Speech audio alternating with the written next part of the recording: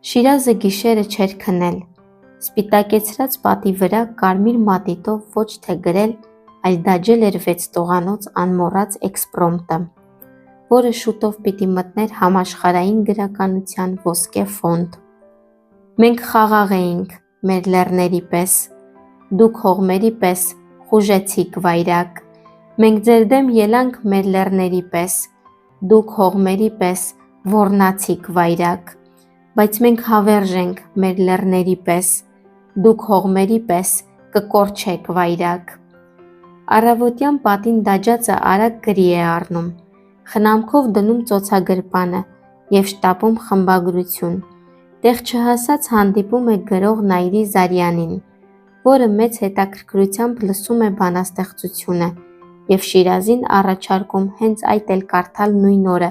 ֆիլհարմոնիայի դահլիճում կայանալիք միջոցառմանը։ Պատերազմի սկիզբն էր, մարդիկ արյունահեղ կռվի էին գնում։ Այդ էր պատճառը, որ դահլիճում ծափահարություններ չհնչեցին, միայն լսելի էին բանաստեղծի անունը վանկարկող ձայները՝ Շիրազ, Շիրազ։ Ժամանակ անց նրան իր մոտ է կանչում Ավետիք Իսահակյանը։ Շիրազը տեղավորվում է վարպետի կողքին, թախտի վրա։ Իսահակյանը գրկում է Շիրազի ուսը և փոքր-ինչ հուզված բանաստեղծի ճակատից խնամքով հետ է տանում անհանգիստ մազափունջը, համբուրում, ապա բանաստեղծական տողերը ոչ թե արտասանում, այլ կարդում է զրույցի պես. «Այո, մենք կմնանք մեր լեռների պես, նրանք կգնան վայրի հողմերի նման»։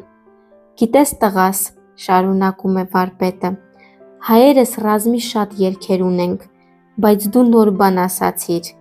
իմացիր Շիրազ, դու հիմա գտնվում ես ռազմաճակատում,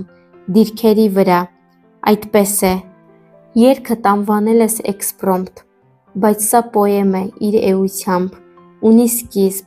վերջ, եզրահանգում և ընդամենը 6 տող, սա ևս նորույթ է, մի խոսքով լավ բան ես ստեղծել։ Իսկ երբ Իսահակյանն իմանում է, որ բանաստեղծությունը Շիրազը գրել է գիշերը, պատի վրա, կարմիր, մեծ տառերով, հուզմունքից թե ուրախությունից սկսում է հայրաբար խառնշտորել բանաստեղծի մազերը։ Դու իմ հովան ես, Շիրազ, Շիրազ ջան, գիտցիր տղաս,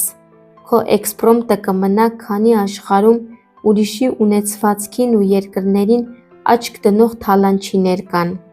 Իզուր չէ, որ այս երգը գրել է հայորդին, ում թալանեցին, գավթեցին, բայց նա կա ու կլինի։